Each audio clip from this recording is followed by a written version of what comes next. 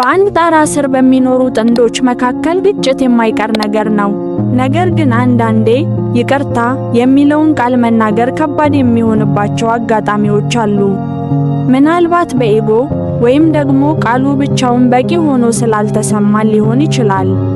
ነገር ግን ስነ ልቦና እንደሚነግረን ድርጊቶች ከቃላት በላይ የመፈወስ ኃይል አላቸው። ዛሬ ያለ ይቅርታ ቃል በድርጊት ብቻ ግንኙነታችሁን የምታድሱባቸውን 7 ሳይንሳዊና ስነ ልቦናዊ ዘዴዎች እናያለን። የመጀመሪያውና ቀላሉ መንገድ የሚወዱትን ነገር ማቅረብ ነው። ጥላቻ ባለበት ቦታ እንክብካቤ የለም። ስለዚህ ምንም ሳትናገሩ የሚወዱትን መጠጥ ወይም ምግብ አዘጋጅታችሁ አቅርቡላቸው። ይህ በስነ ልቦና ምንም እንኳን ብንጣላም አሁንም ያንተ ደህንነት ያሳስበኛል የሚል መልእክት ያስተላልፋል። ንዴትን በደግነት የመስበር ጥበብ ነው። 2. አካላዊ ንክኪ። በንዴት ወቅት ሰውነታችን ኮርቲዞል የተባለ የጭንቀት ሆርሞን ያመነጫል። ይህ ሆርሞን ደግሞ ራሳችንን እንድንከላከልና እንድንራራቅ ያደርገናል። ይህንን ግንብ ለማፍረስ ንክኪ ወሳኝ ነው።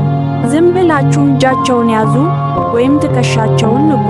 ንክኪ ኦክሲቶሲን የተባለ የፍቅር ሆርሞን እንዲመነጭ ስለሚያደርግ የሁለታችሁንም ንዴት በሰከንዶች ውስጥ ያበርደዋል። 3. ያላለቀን ሥራ መስራት። ብዙ ጊዜ ግጭቶች የሚፈጠሩት በቤት ውስጥ ኃላፊነት ምክንያት ነው።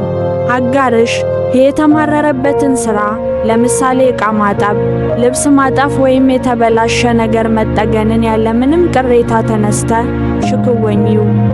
ይህ ድርጊት ጥፋቴን አውቄያለሁ፣ ሸክምሽን ለማቅለል ዝግጁ ነኝ የሚል ትርጉም አለው። 4. አካባቢን መቀየር። አንድ ክፍል ውስጥ ተፋጥጦ መቀመጥ ንዴቱ እንዲቀጣጠል ያደርገዋል። ንፋስ እንቀበል ወይም ትንሽ እንራመድ ብሎ መጋበዝ አእምሮ አዲስ መረጃ እንዲያገኝ ይረዳዋል። አብሮ መራመድ የሁለታችሁንም የልብ ትርታና አተነፋፈስ ስለሚያስተካክል ወደ ሰላማዊ ውይይት ለመመለስ ትልቁ መንገድ ነው። 5. አስቂኝ ነገር መላክ። ሳቅ የንዴት ትልቁ ጠላት ነው። ፊት ለፊት ማውራት ከከበዳችሁ ሁለታችሁንም የሚያስቅ ቪዲዮ ወይም ሚም በስልካቸው ላኩላቸው። ያንን አይተው ፈገግ ሲሉ በረዶ መቅለጥ ይጀምራል። ሳቅ የአእምሮን መከላከያ ግንብ ስለሚሰብር ነገሮችን በቀላሉ ለመፍታት በር ይከፍታል። 6. የእግር ንክኪ። ይህ ዘዴ በተለይ ማታ አልጋ ላይ ሲገቡ በጣም ውጤታማ ነው። ምንም እንኳን ጀርባ ለጀርባ ብትተኙም እግርሽን እግሩ ላይ ወይም እግርህን እግሯ ላይ በቀስታ አስጠጋ። ይህ በንዑስ አእምሮ ደረጃ ተጣልተናል ግን አሁንም አብረን ነን የሚል ትልቅ የመጽናኛ መልእክት ያስተላልፋል። 7. የሰላም እንቅልፍ። አንዳንዴ ትልቁ ስህተት በንዴት መወያየት ነው። አእምሮአችን በንዴት ሲሞላ ምክንያታዊ ውሳኔ መስጠት አይችልም። ስለዚህ አሁን ተናድደናል፣ መፍትሄው መተኛት ነው ብሎ ነገሩን ማሳደር ብልህነት ነው። እንቅልፍ ስሜትን የማረጋጋት ተፈጥሯዊ ኃይል አለው። ጠዋት ስትነቁ ችግሩ ትላንት ከነበረው ይልቅ በጣም ትንሽ ሆኖ ይታያችኋል።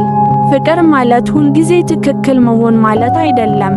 ፍቅር ማለት ከራስህ ኢጎ በላይ ግንኙነትህን ማስቀደም ማለት ነው። ይቅርታ የሚለውን ቃል መጠቀም ካልቻላችሁ ፍቅራችሁን በእነዚህ ድርጊቶች ግለጹ።